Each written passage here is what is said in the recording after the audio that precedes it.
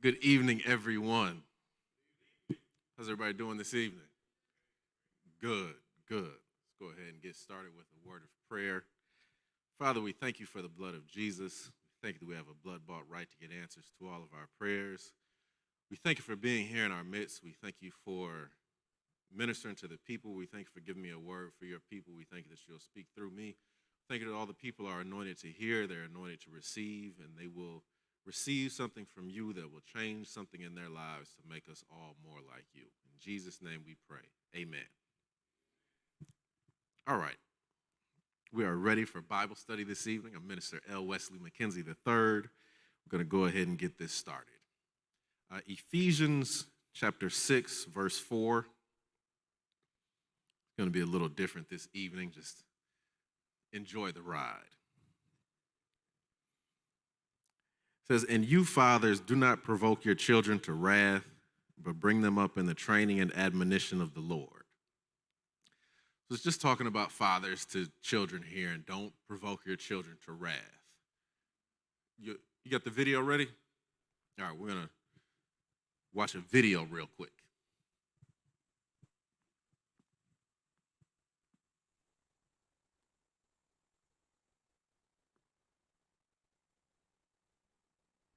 You cost us 3 points. The play resulted in a first down. Now, I think this goes a bit too far, though. I think there's a point where you get his attention, but you know you're on national television, and let's not embarrass the young. Now, that wasn't a father and a son. That was a coach and a player.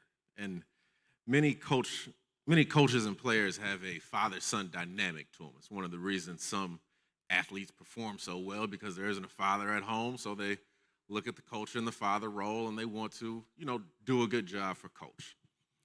Now, would you say that coach was pleased with the player at that time? Was he happy with his performance on the field in that moment? And he was expressing himself verbally to the player to let him know that he wasn't really pleased with his performance on the field. Will we all be in agreement about that? So would you say that the player probably did something that was either incorrect or something that was wrong? Now, would you say that, let me ask you, do you think that player can do better? Do you think the player has the ability to perform at a higher level? Could that be one of the reasons that coach is speaking to him that way? Have you ever felt like God? Okay, so back to the father-son relationship. Who is God to us? Our Father. You guys are getting good. You guys are getting very good. I promise you, I thought I was going to have to ask again. But we are all, I've been up here quite a few times now. You're learning my questions and where we're going with this. So God is our Father, correct? So we've got that father-child dynamic with him. Now, how many parents do we have in the room? How many times do you have a child that you just want them to get it? Whatever it is, you want them to get it. And you know that they can get it. They have the ability to get it. They have the capacity to get it. They have the mental aptitude, the physical strength, whatever it may be. You know that they are able to do what you are expecting or requiring of them, correct? And sometimes as parents, you just want them to get it. You wish you could what's wrong with you? I raised you better than this. And sometimes that's warranted. Now back to our relationship with God and the father-son dynamic, the father-child dynamic. Does God do that to us? Think about where we are right now in our walk with him, and think about where, whether you grew up in church or how long you've been in church. Think about how long it took us to get where we are right now. Think about how patient God was with us. How many times he said, "Hey, you should stop doing that. Hey, you should start doing this." Very patient, very loving. There was no shaking, and I just want you to get it. And he could do that, right? He's God. He put Jonah in the big fish. He put David he had David fighting lions. So he can do that if he wants to. But he doesn't. He allows us the time to go through the process of whatever we need to go through to get where we need to get to. Now, back to the video. There's times where coaches say, coaches that ride players, and sometimes you ever feel like, man, coach is just riding me. Like he just won't leave me alone. Like he just won't stop riding me. And I had a coach tell me one time, he said, Wes, you don't need to worry about it when I'm talking to you. You need to worry about it when I stop talking to you. Because when I stop talking to you, I'm done. I've talked to you long enough. I've put in the time. I've put in the effort. I've given you all the tools. I've given you all the keys that you need. And for whatever reason, you're not doing it. I'm not getting a return on my investment. I'm cutting ties and I'm moving on to the next player because for whatever reason, you don't seem to be getting what I'm trying to get you to get. I know that you can get it. You tell me you want to get it, but for whatever reason, it's not clicking. So maybe it's me as a coach. Maybe I'm the problem. I'm sure you're a great player. You're an all-star. So maybe as a coach, I just need to take a step back and let you do your thing. And hopefully, you can turn it around and start to do better. Start to do what you're supposed to do. Now, as parents, we're going to stick with this parent theme for a while. And I want this to be an encouraging message. Like I said, when God doesn't come to us and shake us and say, hey, I want you to get it. He's patient with us. He's gentle with us. He's kind with us. But when God is dealing with you about something, when God is working with you about something, it's because he knows you can do it. Do you believe that God knows all of our potential? Do you believe that God knows who we could be if we tapped into everything he put inside of us? Do any of us believe that we have tapped into that we have tapped into all that God has created us to be? Is he still patient with us? Is he still kind to us? He still wakes us up in the morning. We all have the function of our lungs. We can all see. We're all in our right mind. He hasn't taken any of that away. He hasn't restricted our phone privileges. No Facebook, no YouTube, none of that for you for the foreseeable future because you aren't tapping into your potential. You didn't make up your bed this morning, so you can't drive the Escalade, Pastor Mark. You got to take a taxi to work today. I'm restricting your privileges from that. At OC, you got to park that Navigator for a while. There's a bus for you it's a bike for you at the plaza. You got to take that to work from now on. He doesn't do that to us, does he? He allows us the time to figure it out and to grow and develop, to go through our process. One, because he knows what we need to go through. He knows where we need to be, the things that we need to see along the way to our destination, the things we need to see along the journey, and also so other people can see us along the journey. The Bible says that we overcome by the blood of the Lamb and the word of our testimony. Now, the word of our testimony at times is me getting up and saying, hey, I used to be XYZ. God brought me from a mighty long way. But have you ever heard somebody else tell somebody else's testimony? Hey, I used to know dude. He was, man, hey, Jesus got to be real for him to be in here. Because he was, like when we talk about Saul's testimony, Saul that got converted into Paul, think about the people that knew Saul. Think about the people that worked with Saul when he was going out persecuting the church. They're going around killing Christians. Let's just really get that mental image. That was their job.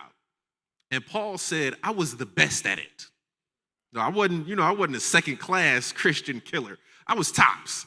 When they had a Christian they couldn't find, they went to go get Saul. Hey, Saul, man, we can't find Brother Job. If you think you could, oh, man, I know where he hang out. I'll find him. Don't worry about it. That was Saul. He was a hitman amongst hitmen. He wrote over a third of the New Testament, maybe even half. So if God can take someone that used to persecute the church and use him to totally build the church, what can he do with us? What can he do with us if we submit to him and turn our lives over to him? Now, it took Saul. Saul went through a lot to become Paul. So it wasn't an easy road, but Paul doesn't always have to tell his testimony. Paul shows up preaching, and people say, man, hey, Jesus got to be real, because I know him. He used to kill people in church, and he out here preaching for Jesus now? It must be something to this thing. I don't know what it is. I don't know all the details, but it's got to be something to this. Now, along those same lines, like I said, we're going to stick with the father-son thing. And I've got two stories about two of my good friends, and I've got a story personally that I'll share with you all. It's going to be a good time tonight. Now, Minister Darrell stepped out. First story is about Minister Darrell. Everybody know Minister Darrell? Minister Darrell can be, somebody go get Minister Darrell. I want him to be able to hear this. I don't want him to have to go back and watch the broadcast. Man, Wes was in there talking about you. You're right, I was. Everybody know Minister Darrell. Minister Darrell can be kind of intense sometimes, can't he? A little intense. Minister Darrell, welcome back. We got a story to share. Is it okay if I share a story?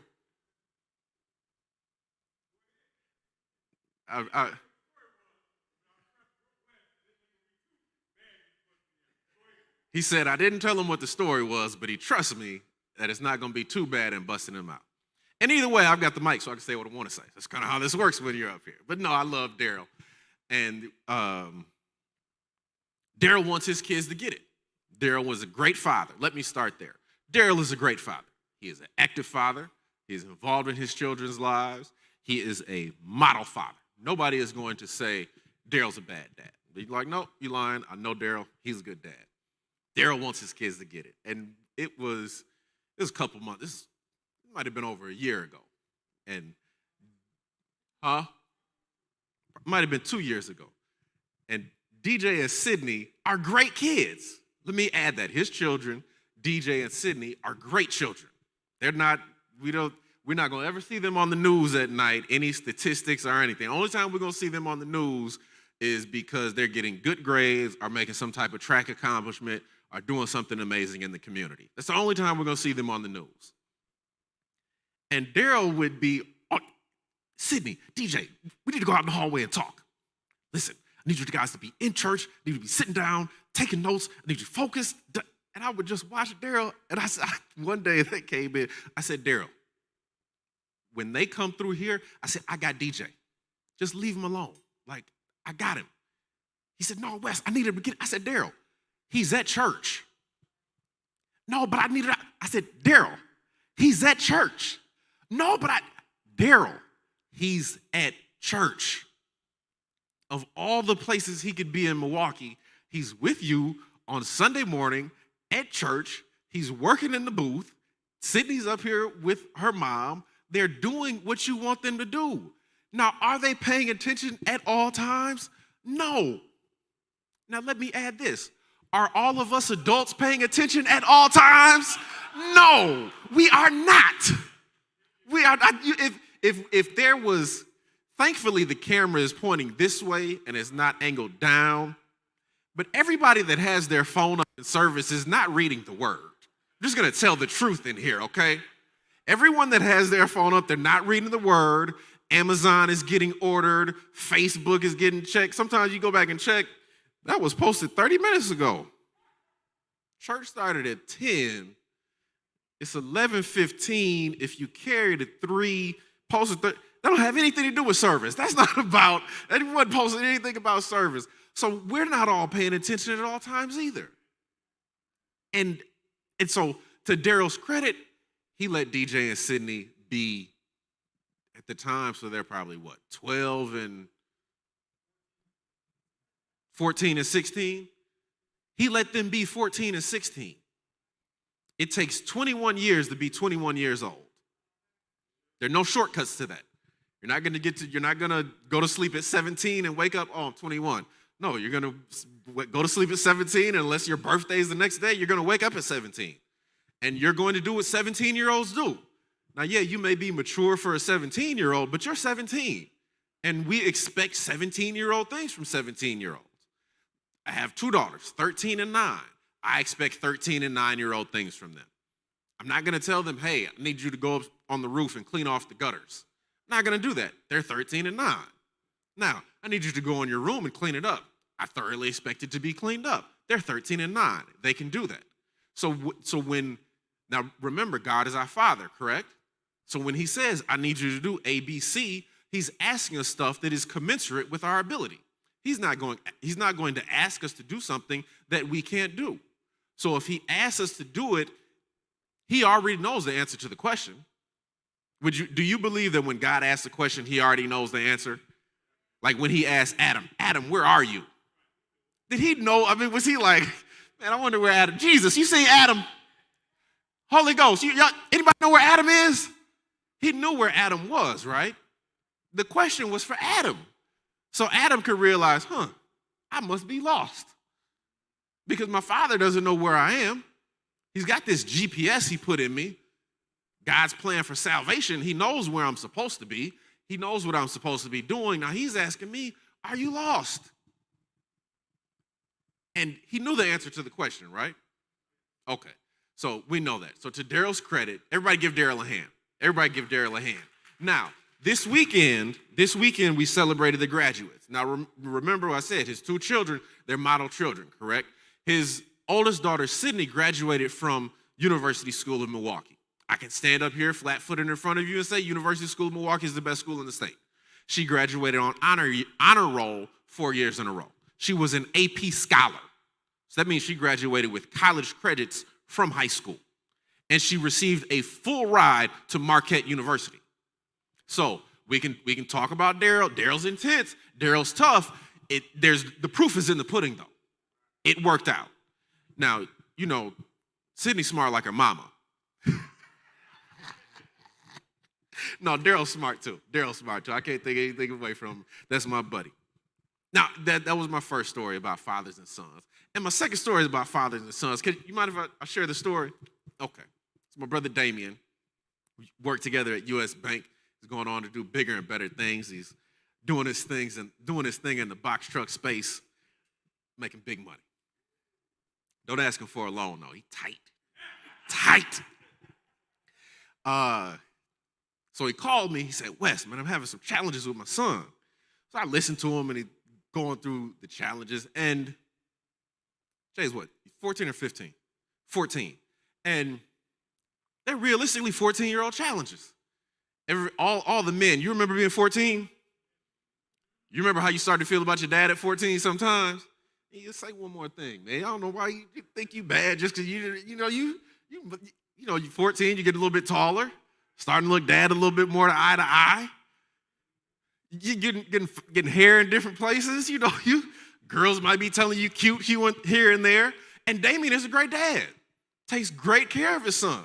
Make sure he's always dressed sharp, hair is cut nice, probably smells good all the time. So he's got all of the skills and tools necessary to become a very successful man when he gets older. But right now he's 14.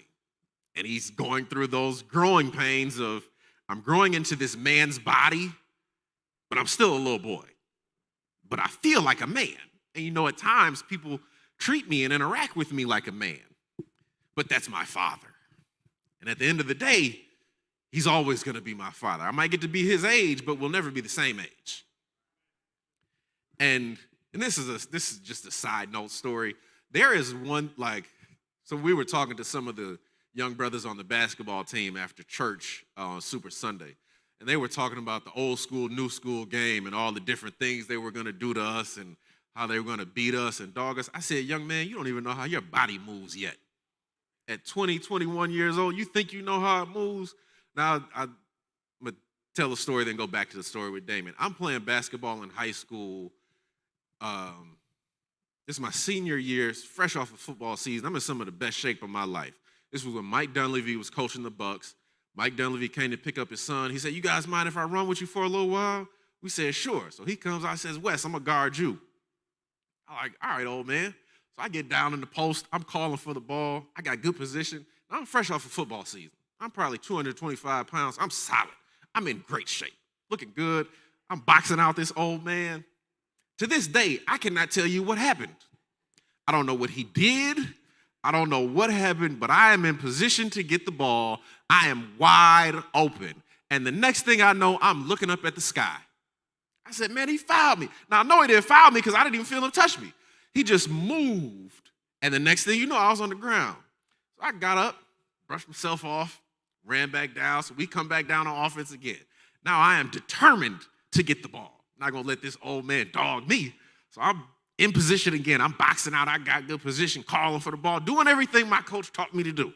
Now, mind you, this is Mike Dunleavy, coach of the Milwaukee Bucks. I'm in high school at the time, and I'm trying to post him up. See how young kids think? See how 17-year-olds think? I'm 17 playing basketball at university school, mind you. Our basketball program, nothing like our academic program, nothing at all. Not even as far as the East is from the West, and the two never shall meet. There's a great divide in there. So I'm posting him up. I'm open, ready for the ball. Same thing, he moves. He didn't touch me. He didn't grant, like there was nothing illegal that happened. He just moved a certain way, used my body pressure and weight against me, and I'm looking up at the ground. And I get up, and he just kind of laughing to himself. He like, oh, man, Wes, that's nothing. He started talking about all the other different things they do in the NBA. And it was at that moment that I knew there are things going on in the NBA on the court that none of us have any idea about. Okay, back to Damien's story. So his son is feeling himself. He's kind of challenging him. And he's expressing himself verbally in ways that none of us would have been able to express ourselves. And it's 2022 now. You know, everybody can say that things are the same, but things are different. In 2022, things are different than they were in 1990, 80, 70, 60, however far you have to go back to when you were 14. Things are different now. So he's talking to me, and now remember we saw that coach right there that was fussing at the player. Now, there's some players that you can fuss at, you can stand on them, you're doing wrong, you need to do better, da-da-da-da-da, and they rise to the occasion. You know what? You're right, coach. Or, man, I don't like dude talking to me that way. I'm going to go out here and prove him wrong. I'm going to shut him up. I'm going to get buckets. I'm going to do what I need to do.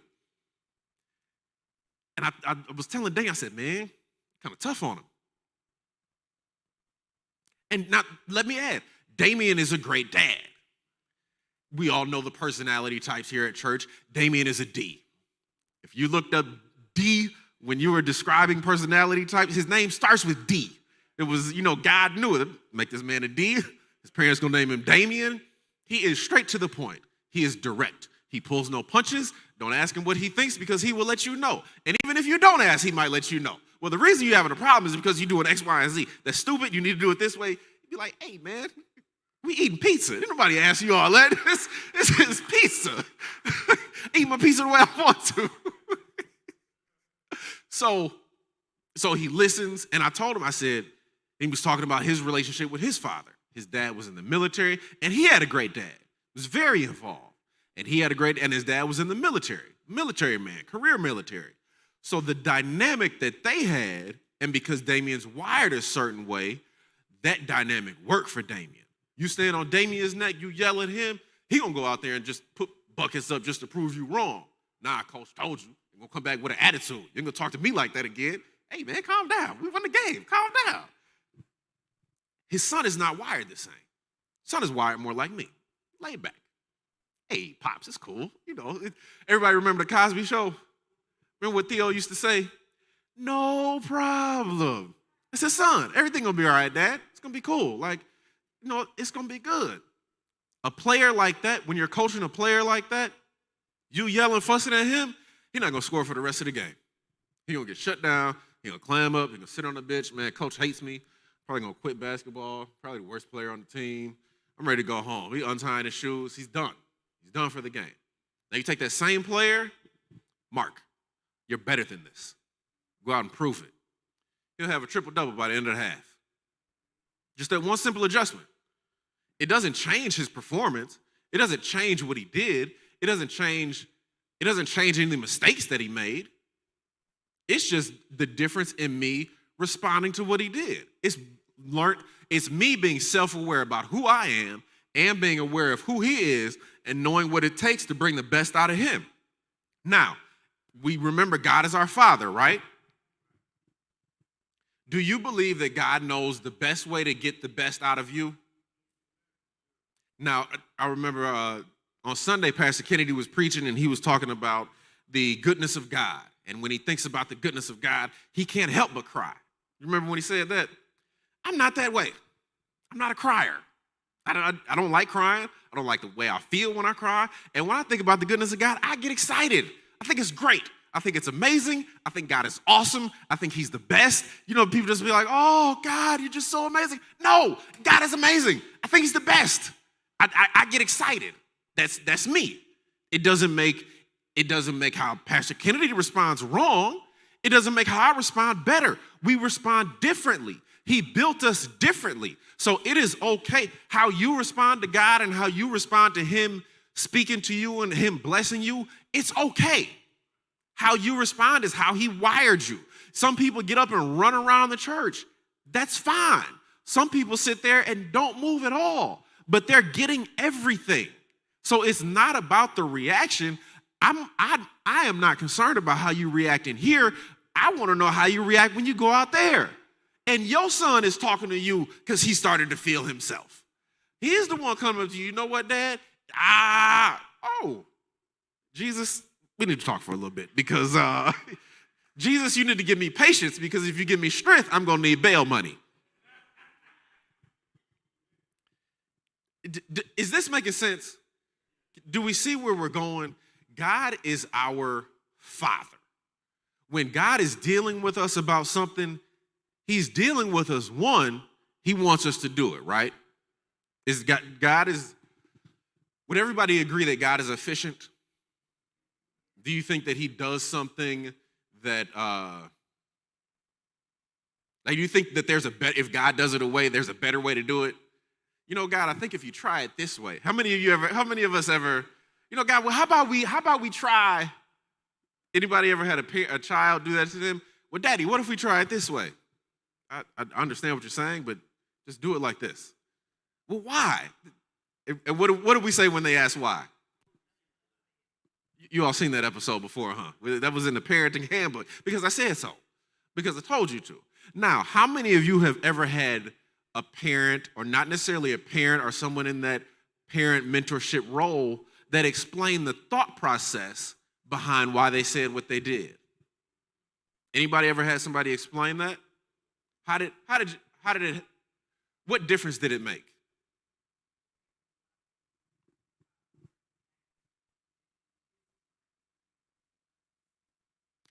For those of you that don't know, that is Sister Gloria Jackson, daughter of the late, great Pastor Jackson, mentor to our illustrious Dr. Robert Piles. And she said it made all the difference. When her father would tell her to do something, he would break it down and tell her why he told her to do thus and so. You could tell she'd been raised in church because she said thus and so. Nobody else says that. So, if I tell you just what to do, you can go do it. You can figure it out and you can go do it. But if I give you the why, then you'll start to understand why we're doing this. I need you to make your bed in the morning. Well, why do I make my bed if I'm just going to get in it? Well, psychologically honest about that. You're just going to get back in it later on. But psychologically, it allows you to accomplish something first thing in the morning. It is something simple, and now you're already a winner because you have accomplished something. I can scratch that off my list. I made my bed. Everything else is easy. And if you get into a habit of doing it, you do it without thinking. Now, how many had their parents explain it to them that way when they told us to make our beds? Not me. Mother, you did not explain that. We're going to have a talk about this later on, about your parenting techniques, and we're going to discuss this. That's my mom sitting over there, so we're going to talk about that. We're not really going to talk about that at all. Some things don't change. I got the mic. I can say what I want to say. But as you learn and grow, as you start to understand the why behind things, it helps it to become easier. I'm not really making my bed because it looks pretty, or, especially men, we don't get it. I don't get it. And especially, okay, I'm Men, I need you to be honest with me.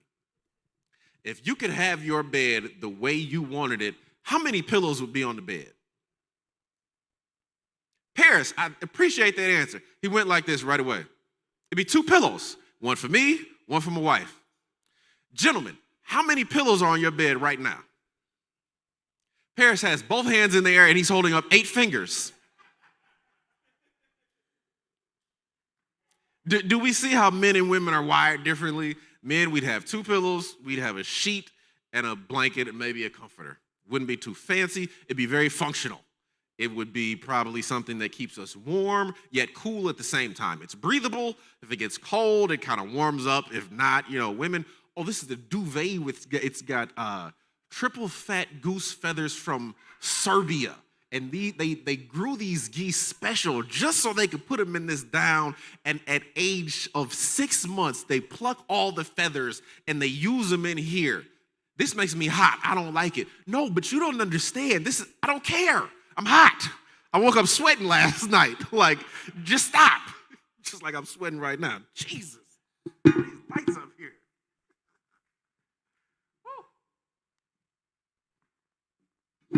Oftentimes people will tell you, like, man, I'm preaching good, I'm getting hot. No, these lights are hot. I don't have anything to do with my preaching. It is science. The temperature up here is hotter than the temperature back there.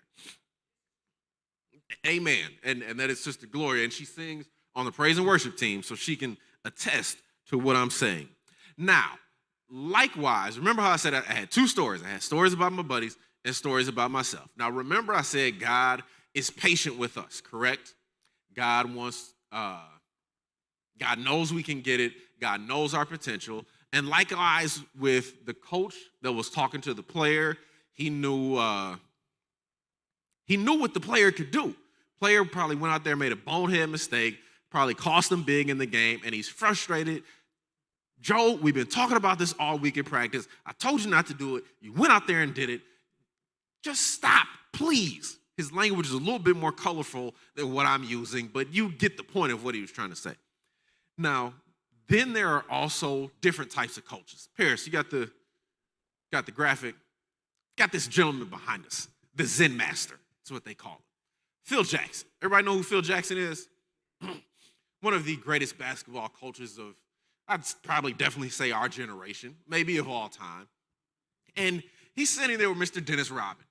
Mr. Dennis Rodman is what you would call a head case. He's a problem child.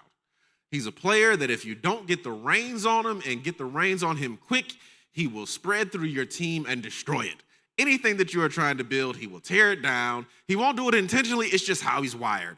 As they say, like, the boy is touched. The boy is a little special. Now, when he gets out on that court, he does his thing. But off the court, you got to keep 2 eyes on him. And maybe put a bell on him, because if he sneaks up on you, it's going to be a problem. This is Phil Jackson with Dennis Rodman. Does it look like they have a good relationship? Does it look like they have a good working relationship? So we've got the Zen Master Phil Jackson talking to probably at the time when he was in the league, Dennis Rodman was probably the biggest head case in the league at the time. Dennis Rodman left the finals and went to Las Vegas on a gambling spree in the middle of the finals. And to show you how important he was to the team, Michael Jordan left the finals and flew to get Dennis Rodman and said, hey, Dennis, we need you back at the game. So if anybody was wondering how important he was to the game. So Phil Jackson is talking to Dennis Rodman nice and calm. Phil Jackson is aware of himself. Phil Jackson is aware of who he's speaking to. Have you ever seen somebody at a restaurant or somebody that's all riled up and they just, and then you see the person that they're talking to and they get all riled up, and then it just escalates and goes higher? You know how they say you can't fight fire with fire? Those probably 2 fire personality types, 2 Ds. And when they get into the mix, just take a step back till the dust settles. Now, have you ever seen somebody all riled up, and somebody comes up and they say, sir, what seems to be the problem? Well, I'm very sorry that happened to you. What can I do to help you? What can I do to fix this? Well, let's step over here and talk. A calm answer turns away wrath. So if someone is up in their high And if you come in, what did Michelle Obama say? They go low, we go high. Same thing when it comes to people, acting crazy. Somebody's up here all high and threatening violence and, I'm going to do this, I'm going to do that. I'm sorry that you feel that way, but I don't think I'll be able to engage in that activity today. It's hard to argue by you ever argued by yourself? All the married people said amen. All married by ourselves, argued by ourselves at least one time. Well, I'm done talking to you. I'm walking. No, you're not. And another thing, you're not going to do that anymore. We've all had that argument before, huh? So we got Phil Jackson. Now, I'm going to talk about myself. I'm going to share my testimony. I am service manager here at AFCI, and I know who we have in the audience. Not just in the audience, but in the congregation. I know not all of the potential that all of us have, but I know a lot of the potential that we have. I can see the level that we could perform at as a church, as a body. I get it. It's crystal clear to me. Like I can, how some people can just sit down at a piano and play. When it comes to ministry and church, I can just see it.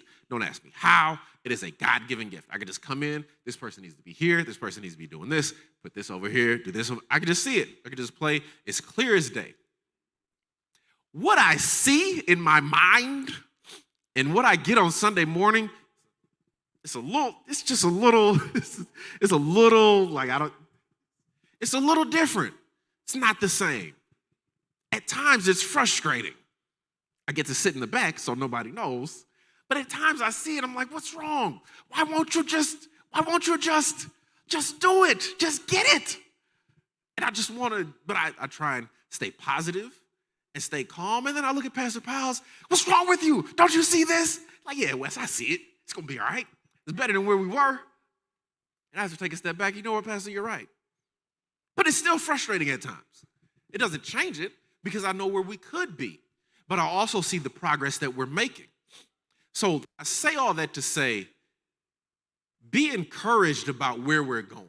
Be encouraged about who you are, the progress that you're making.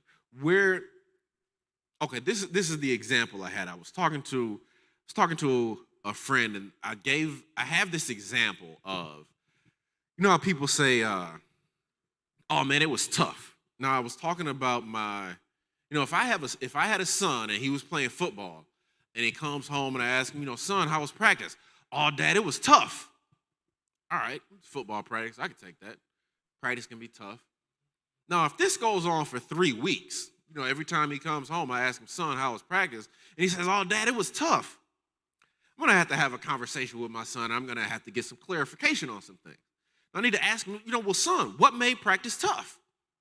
Well, we got to practice and we stretched and, we ran through some drills and we hit some bags and then we ran through some plays and we hit each other and we scrimmaged a little bit. Then at the end, we had to run.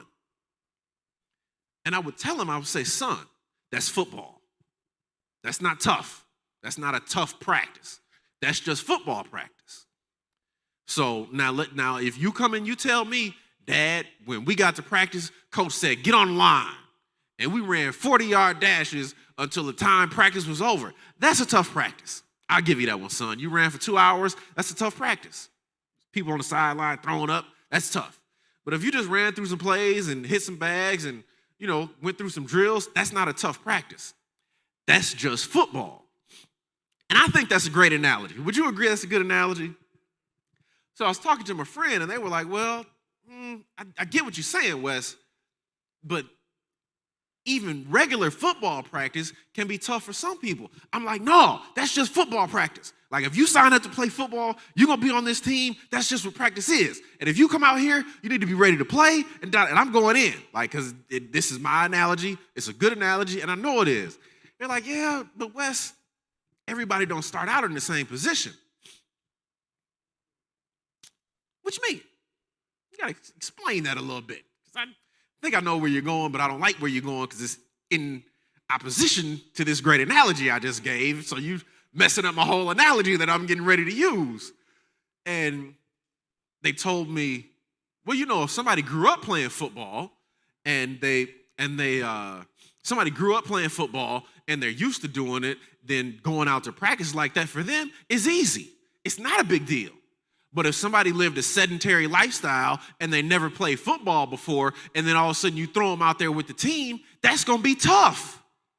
And I was like, ugh, just ruined my whole analogy. Nobody tell you to get in my sermon and start preaching with me like this.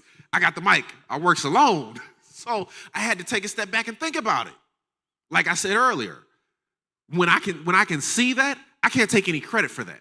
I didn't go to seminary and study what church service should look like. I didn't do any of that. It is a God-given gift. So I can't really take credit for that. So I have to take a step back and say, Wes, everybody didn't start in the same position. Everybody's not starting at ground zero. Some people's starting point is some people's lap 8. Some people's lap 8 is some people's starting point. Some people's starting point, let's say we're leaving from Milwaukee and we're going to Texas. Some people's starting point is Milwaukee. Some people's starting point is Germantown. Some people's starting point is Madison. Some people's starting point is Nashville. Some people's starting point is Mobile.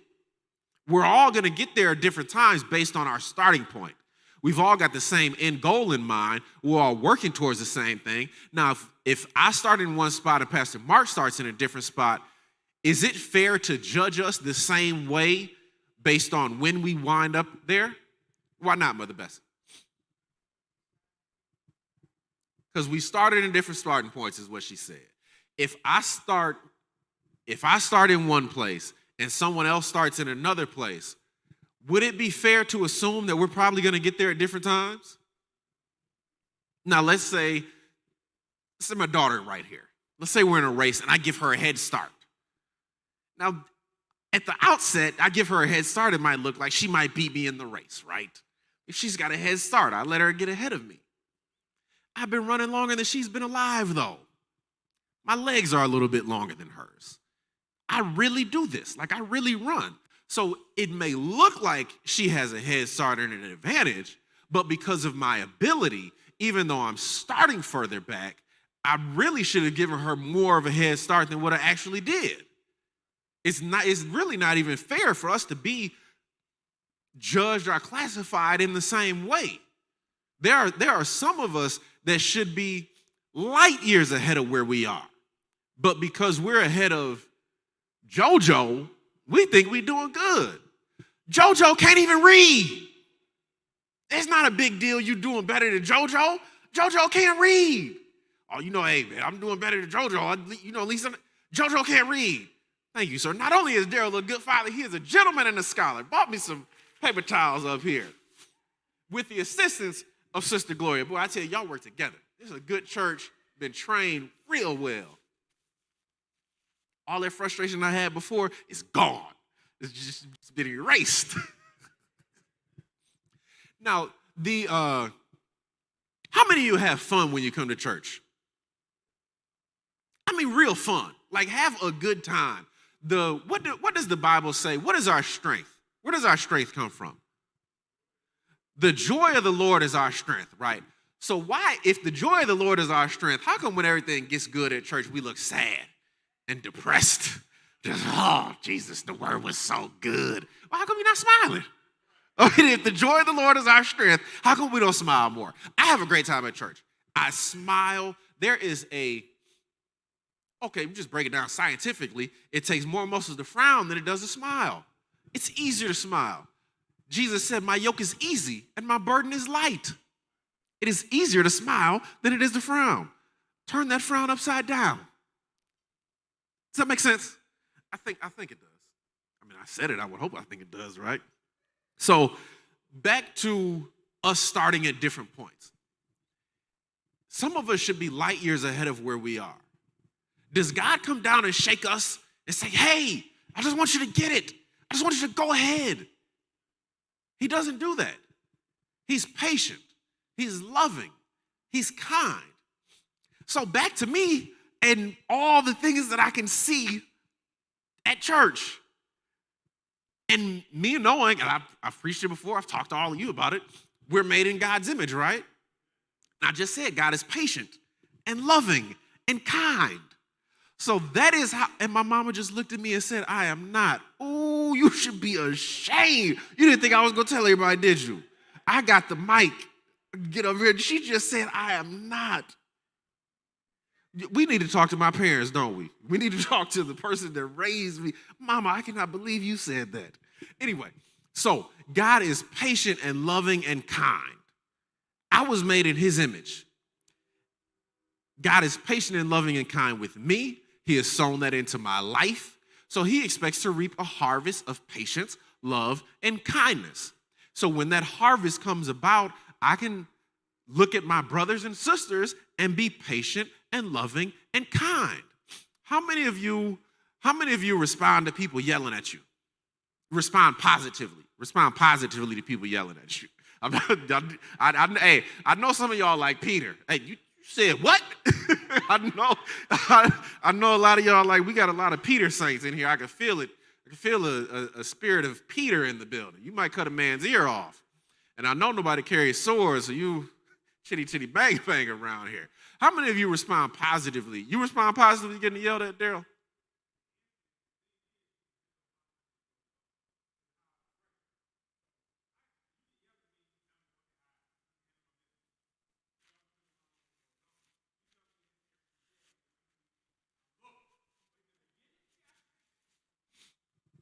So Daryl said that it depends on how long the yelling goes on.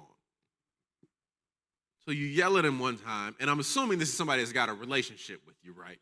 It's got to be somebody that has a relationship, and they talk to him one time, and they talk to him maybe a little stern, and might drop their voice an octave or two and let him know, hey, man, you need to get stuff together. And Daryl is one of those players. He'll rise to the occasion, and, he'll perform. Now, he also added to that if it keeps going on for an amount of time, he said he is going to respond and say, hey, this is what we're not going to do. So he dropped his voice a little bit and said, back up off me. Basically, Daryl said, I'm a nice guy until I'm not. So and I know we've got a few men like that in the building. Hey, we got a lot of nice guys at church. Yeah, we nice guys till we not.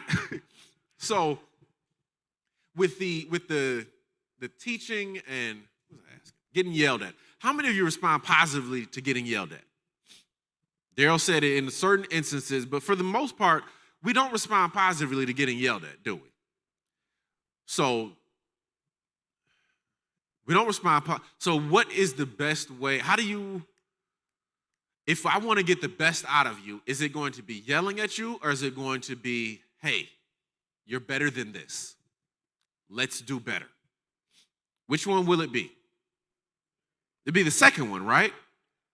How many parents do I have in the, remember when I asked that earlier? How many, we just want our kids to get it, right? So do we go with the first one of the yelling and the you do it because I said so, you do it because I told you to, or do you go with the, hey, you're better than this. Show me. The Bible tells us, train up a child in the way they should go, and when they get old, they won't depart from it. And we know, we've been taught that training them up in the way they should go is training them up in the way that they're bent based on their personality type. So if you've got a D child, you train them up successfully to be a D. If you've got an S, you train them up successfully to be an S. Now, the part that is unclear in the scripture, you train them up in the way they should go, and when they get old, they shall not depart from it. I'm going to set everybody up in here. You ready, Pastor Mark? Who in here is old? Mother Bessie. Mother Bessie, she owns that title. She is the most elder person in the room. No one else raised their hand and said that they're old. We are all of varying ages in this room. We're all of varying ages in this room. But nobody just readily raised their hand and said, I'm old. It says you train up a child in the way they should go, and when they get old, they won't depart of it. 18 is not old. 21 is not old. 25 is not old. 35 is not old. I'm going to add this one in here for myself. 42 is not old. Just go ahead and throw that in there. If you didn't know, I'm 42 right now. These ages are not old because there's always older. So it says when they get old, they won't depart from it. So as parents, God is patient and loving and kind with us. We've all got children that we know we want them to do better. We want them to make better decisions. As church members, we all have things that we know we want to do better at church. We want to see better things. Are we going to get the best out of that yelling and complaining about it? Are we going to get the best out of it? You know what, guys? We can do better. Let's prove it. Which one is going to, the second one is going to get the best response. Now, is it easy? It's simple, but it's not easy. Parenting is a simple job, but it is not easy. It will test you to no end. This little person that I have been investing all this time, energy, and money into is going to test me. Like Bill Cosby said, I brought you in this world. I'm going to take you out. So as parents, God is patient and loving and kind with us. So with our brothers and sisters, what does he expect from us? Patience, love, and kindness. Now, is it easy? No. Those are the fruits of the Spirit. They have to be developed. But when you look at someone, and if we are driving, like I said, if we're in Milwaukee and we're driving to Chicago, and if I leave from Milwaukee and Elder OC leaves from Ottawa, Canada, and all of a sudden I see him coming down the road, I'm like, man, Elder OC, you're doing all right. He left from Ottawa, Canada. I left from Milwaukee. I should get to Chicago before him, shouldn't I? There's no way he should catch me. But if he's doing things differently along his walk and he's progressing more and okay. Anybody ever been with somebody that drives a little aggressively? Everyone that laughed is probably the one that drives a little aggressively. Could we agree to that? If someone is driving a little bit more aggressively than you are, they're going to cover more ground. They're going to make up the difference. It doesn't matter where you start, it's where you finish. God said, 29:11, I know the thoughts that I think towards you, saith the Lord. Thoughts to give you an expected end of good and not evil. God knows where he wants us to end up. It doesn't matter where we start. He knows where we're going. When God told Jonah to go to Nineveh, Jonah said, no, I'm going to Tarshish. He got on a boat to go to Tarshish. They threw him overboard. A big fish swallowed him up, and he wound up in Nineveh anyway. Now, he was covered in fish guts. He stunk. He probably hadn't slept there in 3 days. Instead of just being obedient and going to Nineveh like he said, he had to go all around the mulberry bush and then show up in Nineveh and do what God told him to do anyway. Running from God is like running from the police. You might get away for a little while, but eventually you're going to get caught. You're going to get caught, you're going to die, or you're going to go to jail. So you might as well just say, hey, it's me. I did it. I did the crime. I'll do the time. So don't run from God. God is loving and patient and kind with us. He tells us you can do better. When he says, Wes, I want you to do ABC, I know I can do ABC because he's asking me to do it. He gave me the ability to do it, and he put everything in me to do it. Now, when I see my brothers and sisters and we're having, let's say, some challenges or some struggles, God is loving and patient and kind with me. I can be loving and patient and kind with my brothers and sisters.